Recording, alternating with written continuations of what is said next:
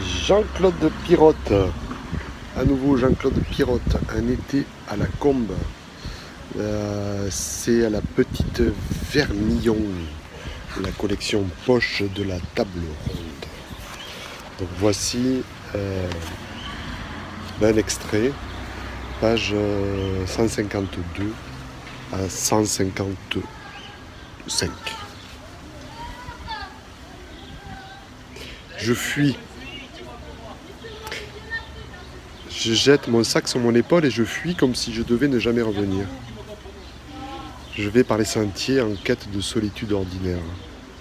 Je longe la rivière et je surprends dans un filet d'eau, sous l'arche ruinée d'un pont de pierre, la nage d'un single plongeur. Il y a toujours quelque part la lancette verte et rousse d'un martin pêcheur, dans mon imagination peut-être. Je rêve d'un village où je me suis arrêté, d'une place arrondie avec des platanes, d'un clocher au pied duquel le bonheur et le malheur, qui ne sont pas que des mots, se confondent. C'est là que j'ai rendez-vous, mais je ne retrouve pas ou je ne reconnais pas le village. À Vouges, l'hôtel Brielle bourdonne à l'heure de l'apéritif. Des gens endimanchés, une fleur à la boutonnière, s'embrassent et se congratulent. Les dames replètes sont décolletées. C'est une noce qui arrive et deux paysans gras et rouges s'installent à ma table en clignant de l'œil. « Ben mon fils, t'as pas l'air à la noce », me dit avec propos le plus volumineux. « Bois donc un coup, c'est moi qui régale. » Ils rient, je trinque avec eux, et au moment où je repose mon verre, elle entre.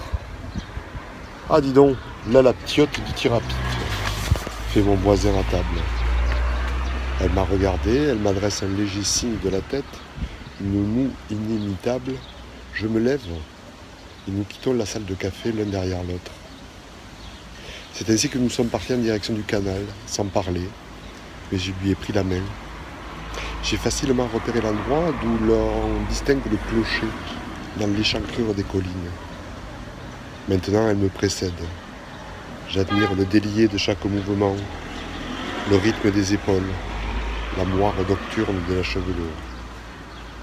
J'admire la phrase musicale déroutante et familière du long corps qui ondoie. J'admire, je suis recru d'admiration. L'idée de la possession même ne m'effleure pas. Hélène jamais ne m'appartiendra. Est-ce que l'on possède les éclairs de chaleur qui sillonnent le crépuscule d'été, ou les mille brisures du reflet dans les miroirs, ou la souplesse rétive de l'eau sur la mousse des cascades? Et ce n'est pas posséder que de saisir l'image entière soudain, juste à l'instant de la dispersion. Te voici, lui ai-je dit, animée, présente, à jamais étrangère. Heureusement, les mots s'éparpillaient dans l'air vibrant de l'après-midi, s'accrochaient aux griffes des éclantiers, s'écrasaient sous mes pieds comme des fruits mûrs. Elle ne m'écoutait pas, elle allait de sa démarche précieuse et fragile. Elle ne pouvait pas m'entendre vraiment. Je ne tenais pas à me faire entendre d'elle. Dans les rêves, les jeunes filles s'évanouissent au moindre appel. Nous avons gravi le sentier entre les haies de chèvrefeuilles. Un ruisseau derrière les taillis. « Viens, suis-moi », disait-elle. Au bord de l'eau, de grandes feuilles en forme de cœur ombragées des panicules d'un violet tendre et cachaient les gouttes de sang des baies sombres. « Regarde la douce amère », disait encore Hélène, avant de s'enfuir en riant.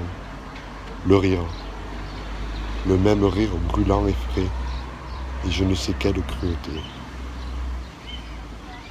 Je l'ai rejointe sur la placette. Elle était assise à la terrasse près du platane à l'écorce cendrée. Une présence éblouissante, inadmissible, indomptée. Tous les étés perdus frissonnent dans le feuillage du vieil arbre et scintillent dans les angles brisés des fenêtres. Une fine poussière dorée s'élève en colonne du parvis de l'église. Une comptine d'enfants sous les marches d'une ruelle et sur une pente, les rangs indisciplinés d'une vigne sauvage s'enchevêtrent. Désormais contemple les perspectives sans mystère de cette carte vue. Nous avons bu du vin, d'une table coupée de limonade, en mangeant des galettes à l'arôme d'érel et de vanille.